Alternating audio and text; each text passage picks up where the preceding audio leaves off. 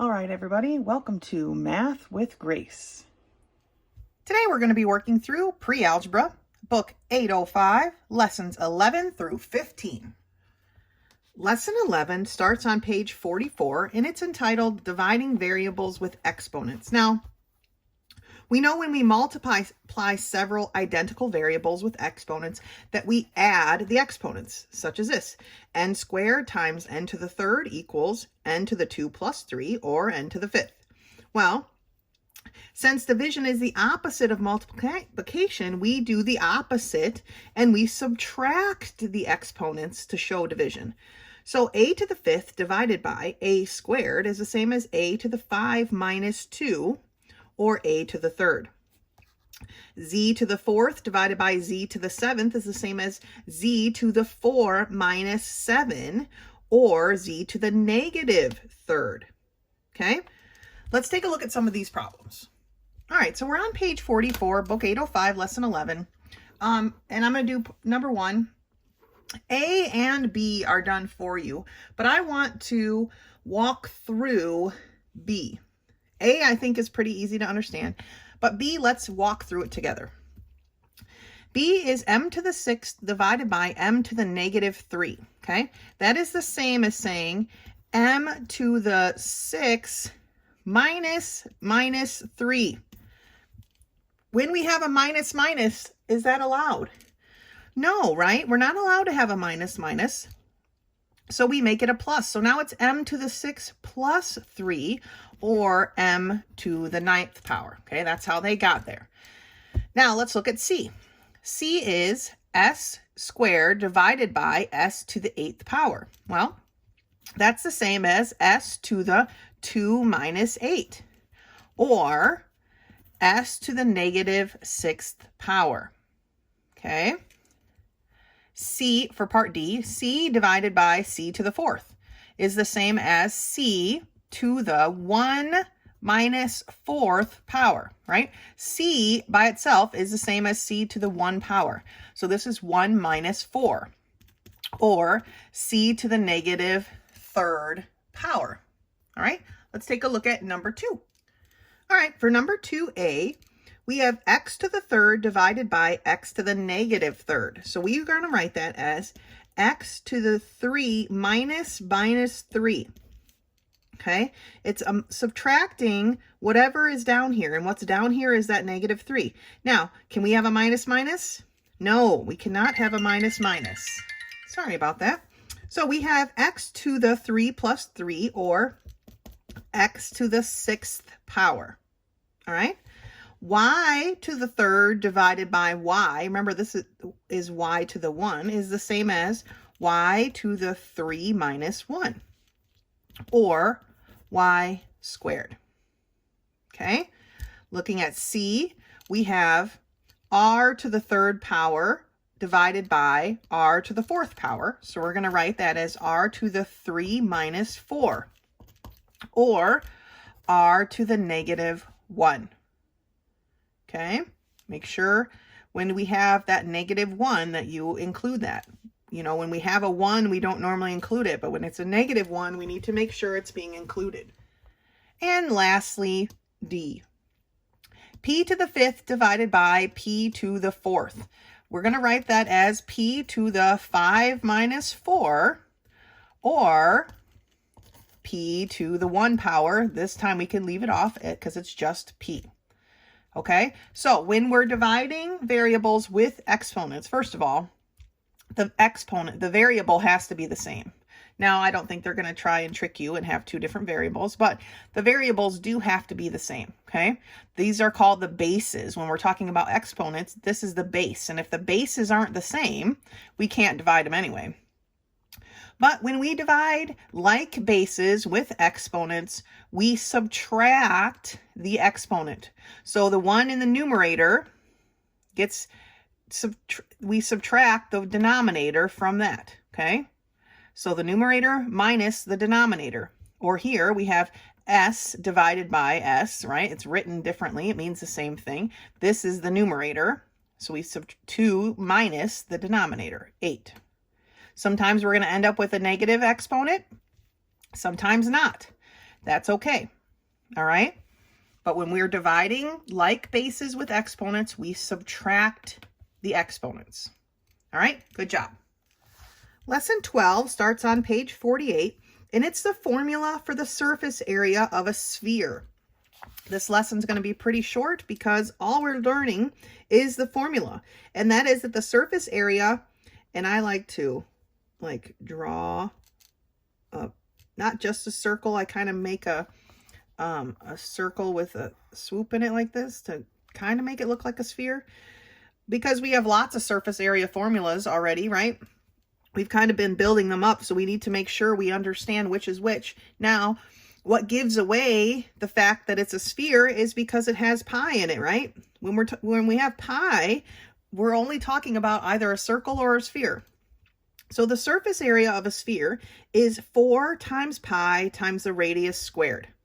Okay, let's take a look at a couple of the examples on page 49. Now I've got some post-it notes here. I hope they're not too bright on your screen, but I've given a couple other examples because at the start of the page here, there's only one. We only get to practice it one time, so I've got a couple more, so we're actually going to do a couple extra problems just to make sure we understand what we're dealing with.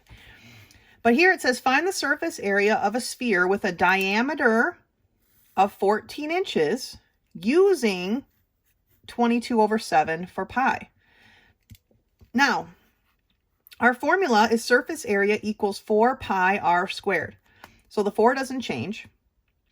We're going to substitute 22/7 for pi. And then we need to find the radius, right? Because that's what's in our equation. Well, they gave us the diameter, so we need to remember that the diameter is 2 times the radius. So the radius is half of the diameter. Half of 14 is 7. So we need 7 squared. So that's 7 times 7. Now, if we were just writing this up, our 7s here would cancel, right? So we're left with 4 times 22 times 7. And that gives us 616. Please remember your unit of measure, inches squared. They wrote it here with the unit of measure, but we want to remember to include our unit of measure.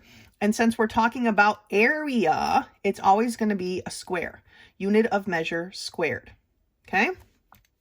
The next example here is to find the surface area of a sphere with a radius of 15 centimeters. Okay, so the radius is 15 centimeters, and they want you to use 3.14 for pi. Well, here's our formula again. Our 4 doesn't change. We're going to substitute 3.14 for pi, and then our radius squared, or 15 times 15. Now, this is all going to have to be calculator work because that's going to be a big number, right? It does. It ends up being 2,826 centimeters squared.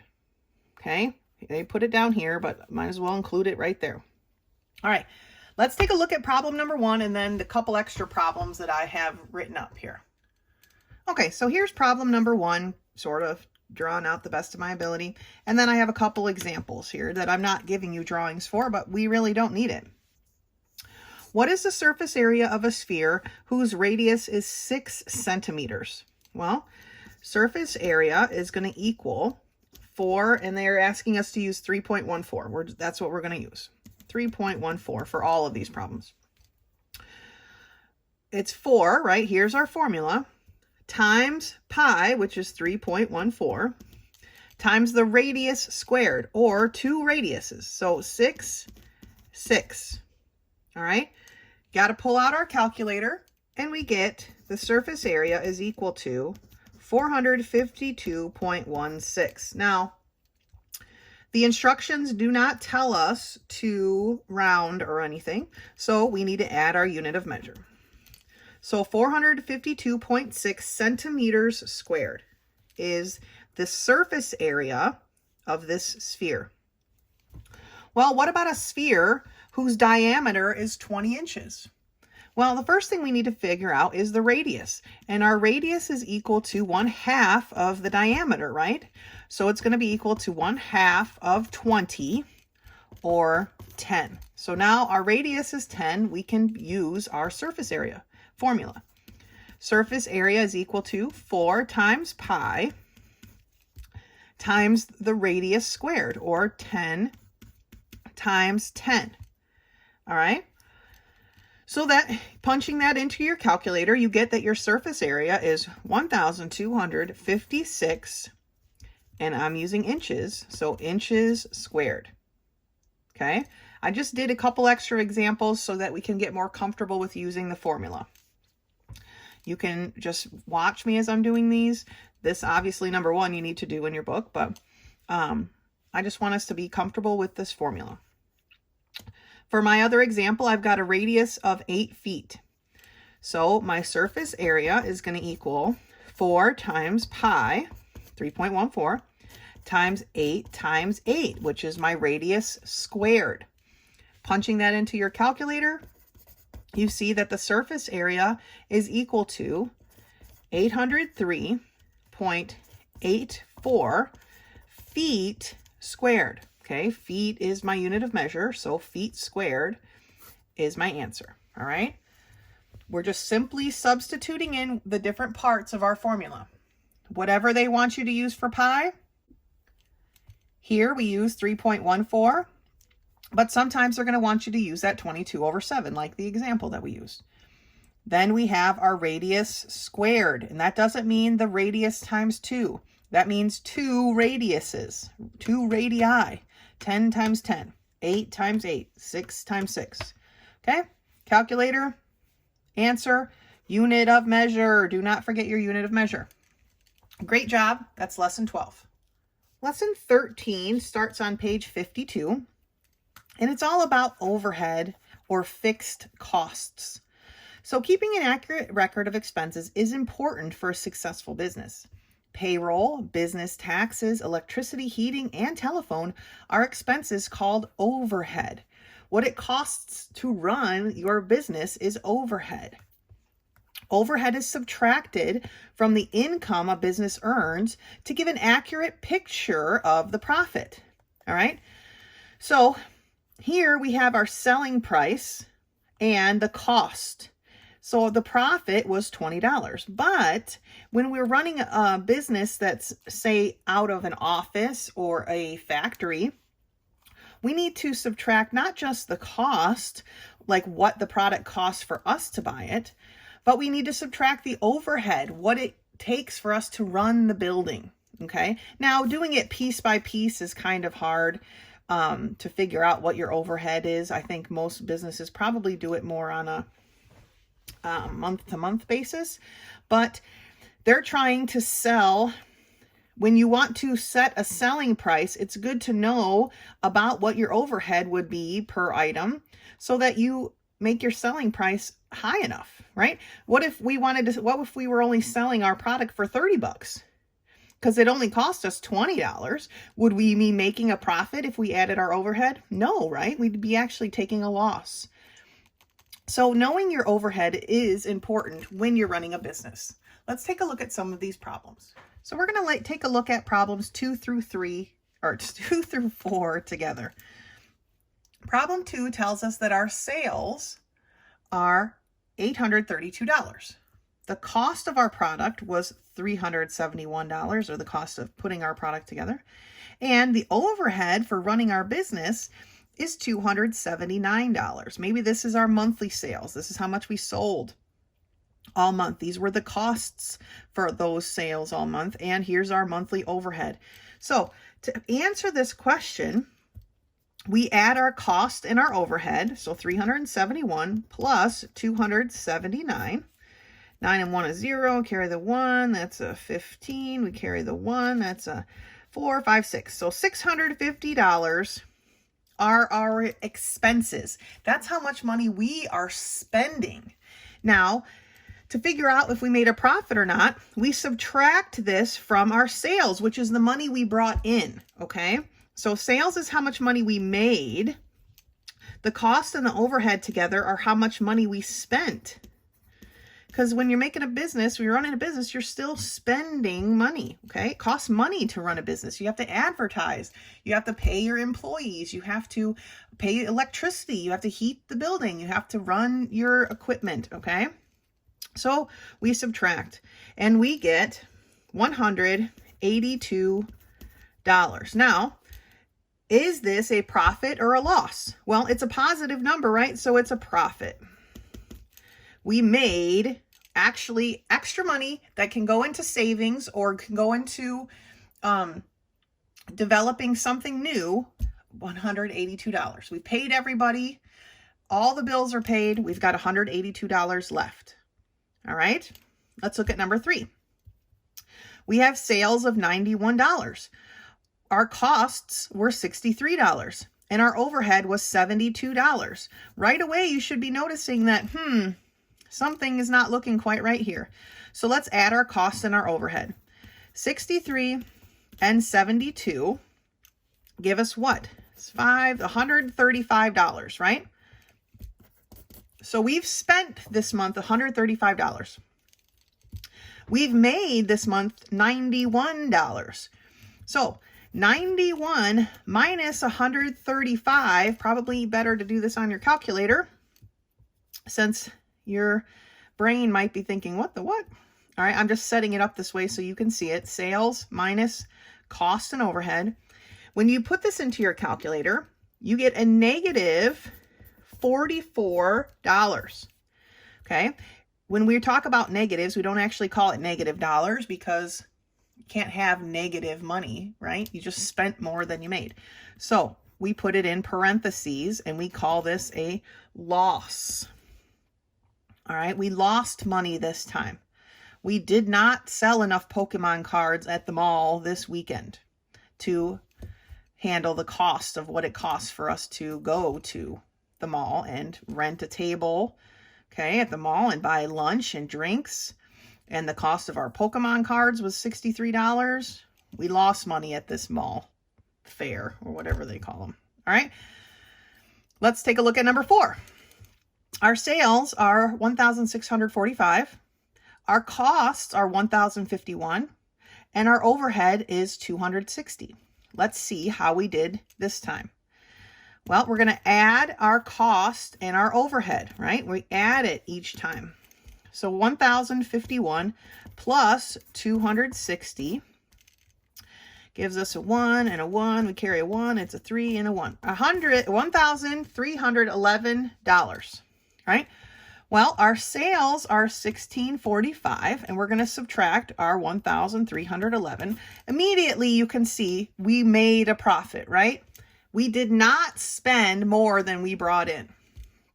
And by how much? What was our profit? Well, it ends up being $334 worth of profit. Okay? We made extra. Every bill is paid. All of our employees are paid. We even paid ourselves. We have $334 left to save or invest into something new. All right? So this is how we do our sales with cost and overhead. I'm going to leave the last couple problems for you to do on your own. Remember, we add the cost and the overhead because these are both expenses. These are both money we paid out, things we had to pay for. Then we subtract that from our sales, which is money we earned. Okay, so we take the money we earned minus the money we spent and see if we got a profit or a loss. That's lesson 13. Lesson 14 starts on page 57, and it's another quick one, okay? We're talking about unit prices, and we're changing thousandths of a dollar to tenths of a cent. And basically what we're doing is saying that if we have $0.295, we can move our decimal place two places and say we have 29.5 cents. I mean, if you have $0.25, right? You have 25 cents. You have a quarter, basically, right? Well, this is the same thing. You moved your decimal place 2 to get your 25 cents. We're moving it 2, but there's still something left over. Like when you go to the gas station and it says that gas is $2.52.9. Okay, it says $2.52.9 because they really want $2.53, but they just don't want to say it like that. So they give you that extra thousandth of a cent, knowing it's going to tack them up, 1 cent higher. So if you have $0.072 by moving your decimal place 2 spots to the right, you find out that you have 7.2 cents. Okay, I went to a restaurant once where all of their prices were in cents. So if it was an $8 burger, it was listed as costing 800 cents. Now, 800 cents is the same thing as $8, but it's a little taken aback when you don't realize at first that it's in cents, right? So 80.7 cents is the same as $0.807, right? 246.92 cents is the same as $2, 0.4692, okay? So when you're going from cents to dollars, you move your decimal 2 places to the left, okay? This would be like that restaurant. A milkshake was 246.92 cents, or $2.4692. Okay, and we don't normally deal with this far decimals when we're talking about money, but they just want to show you how this works, because as we move forward and we start doing some more grocery shopping and dividing our units into cents, how much does 1 ounce of laundry detergent cost? We're going to be dealing with further decimals and dollars or cents. So let's turn the page and look at some of these. All right, so number 1 on lesson 14 on page 58, it gives us all different cents, and they want us to change these cents into dollars. So if we have 16.5 cents, we need to change it to dollars. Okay, we're going to move our decimal place 2 places to the left. You know that 16.5 cents isn't even $1. So you know we're going to have $0 point something. Well, it's 0.165. All right. Now here we have 186 cents, or 186.1 cents. Now, you know that 100 cents is $1. So in this case, we have to have at least $1. But what's our decimal? Well, we're going to move our decimal 2 places to the left. So we have $1.861. $1.861. Okay. Part C is the last part of number 1, and it says that we have 8.7 cents. We're moving our decimal 2 places. Now this time, when we move it 2 places, there's a hole. And remember, when we do that, we fill that hole in with a 0. So we have $0 because we only had 8 cents. So it's $0.087. Okay, and when it has a dollar sign, we call it dollars. If it says cents, I use the cent symbol, then we call it cents. All right, let's take a look at number 2. For number 2, we're changing dollars to cents. Okay, so here for part A, we have $0.389, and they want us to change it to cents. Well, for that, we need to move our decimal 2 places to the right. We need to make it look like a bigger number, okay? Because our unit of measure is a smaller unit of measure. So it's going to be 38.9 cents. And when we put the cent symbol on, we typically put it at the end. Dollar symbol in the front, cent symbol at the end. So 38.9 cents. Part B, we have $0.544. We need it to change to cents. We're moving our decimal 2 places to the right. So we have 54.4 cents. All right, 54.4 cents. And the last one is $0.025. We need to change this to cents, so we have to move our decimal 2 places to the right. That gives us 2.5 cents. I wonder if there was ever a time, I'm sure there was, that things cost 2 cents. When I was young, my grandma would give me pennies, and we'd go to the candy store, and you could get 1 piece of candy. I would get Sour Patch Kids. You could get 1 Sour Patch Kid for 1 penny. thinking back now, it was probably a ripoff. But you know what? It was fun when we were a kid. You give them 5 cents, you get 5 pieces of candy. It was great. Okay, so changing from cents to dollars, we move our decimal place to the left. Changing from dollars to cents, we move our decimal place to the right. Good job. That's lesson 14. Lesson 15 starts on the bottom of page 61, and we're coming back to talking about scientific notation, except this time we're multiplying numbers that are in scientific notation. So it says here that scientific notation makes multiplying very large or very small numbers easier, and it absolutely does. The associative property of multiplication is what makes it possible. Let's turn the page and see what that means. So looking at the top of page 62, it states that when multiplying powers of 10 together, we add the exponents. Then we multiply the bases and add the exponents. Okay, so here's what this means. If we are multiplying the quantity 2 times 10 to the 12th times the quantity 3 times 10 to the 20th, we're going to regroup our factors, okay? And we're going to say that we're multiplying the bases together first, 2 times 3. That's what's here. And then the second group is now going to be our exponents, our powers of 10, okay? And basically, we're going to multiply 2 times 3, which gives us 6. And then we're going to add the exponents together here, because that's what happens, remember, when we have the same base and we're multiplying x squared times x to the 4th, it's the same thing as x to the 2 plus 4, or x to the 6th power, right? Well, this is the same thing. 10 to the 12th times 10 to the 20th is the same as 10 to the 12 plus 20, or 10 to the 32 power. Okay, huge number, right? Can you imagine having to write 32 zeros after that 6 and not get one wrong, not miss one, not be one too many or one too short? The next example here is the quantity 4.2 times 10 to the negative 8 multiplied by the quantity 2.3 times 10 to the 6th.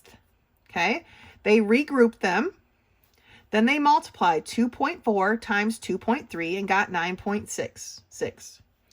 Then they added here. This 10 to the negative 8th times 10 to the 6th is the same as 10 to the negative 8 plus 6, or 10 to the negative 2, right? And that's what we ended up with.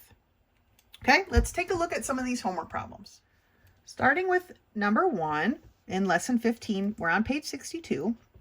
We have the quantity 3 times 10 to the 5th, and I kind of made it too big. I've been doing a lot of algebra, so it looks like a 3x, but 3 times 10 to the 5th times the quantity 2 times 10 to the 7th. Okay, our first step is regrouping. So we're going to regroup this as 3 times 2, okay, times 10 to the 5th times 10 to the 7th. All right, we just regrouped it. It's all being multiplied by itself, so it really doesn't matter what order we multiply them in. Now we're going to finish the job. 3 times 2 is 6.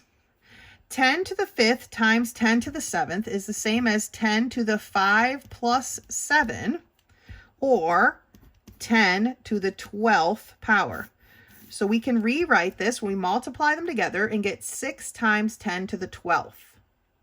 All right, let's look at number 2. Here we have the quantity 1 times 10 to the 6th times the quantity 8 times 10 to the 5th.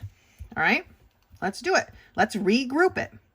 We've got 1 times 8 in our first group now, and 10 to the 6th times 10 to the 5th in the second group. Let's multiply our first group. 1 times 8 is 8, right?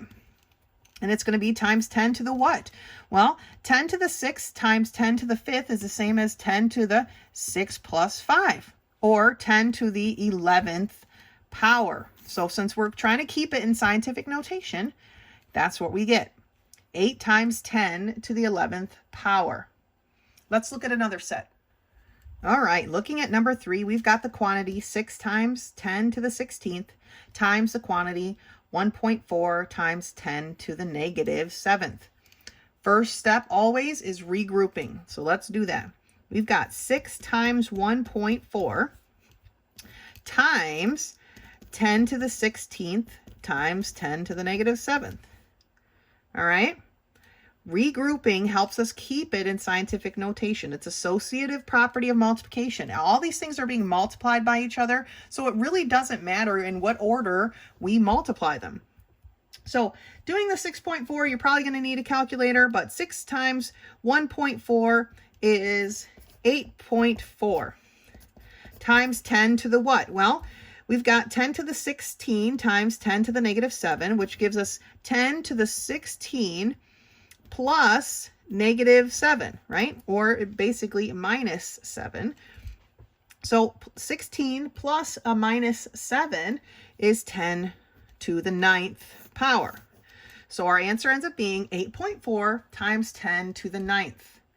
All right, let's look at number 4.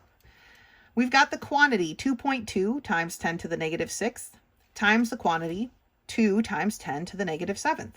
All right, let's regroup it. We end up with 2.2 times 2 times 10 to the negative 6 times 10 to the negative 7. All right, let's multiply out our constants basically. 2 times 2.2 is 4.4. All right, times 10 to the what? Well, we've got 10 to the negative 6 times 10 to the negative 7th. So we have 10 to the negative 6 plus negative 7, or it's just straight up minus 7, right? Negative 6 minus 7. We went down 6, we went down 7 more, so we have a negative 13. So our answer there is 4.4 times 10 to the negative 13. All right. I'm not going to do any more. There's 2 left for you to do. I want you to give those a try. Remember, when we're multiplying scientific notation, the first thing we want to do is regroup and have our constants together and our exponents together. Okay, then we multiply our constants and get that. And then we add the exponents of our 10 bases. Because the bases are the same, we can add our exponents. We add the exponents and put it on there. And we still have our scientific notation. Okay, it makes multiplying these very large numbers or very tiny numbers a whole lot easier. And life is better when it's easier. Well, sometimes anyway, right? Great job. That's lesson 15. That's it for this whole book. You did great. Book 5 is done. If a question comes up either during the week, you can text me or you can come to my office hours. Otherwise, until next time.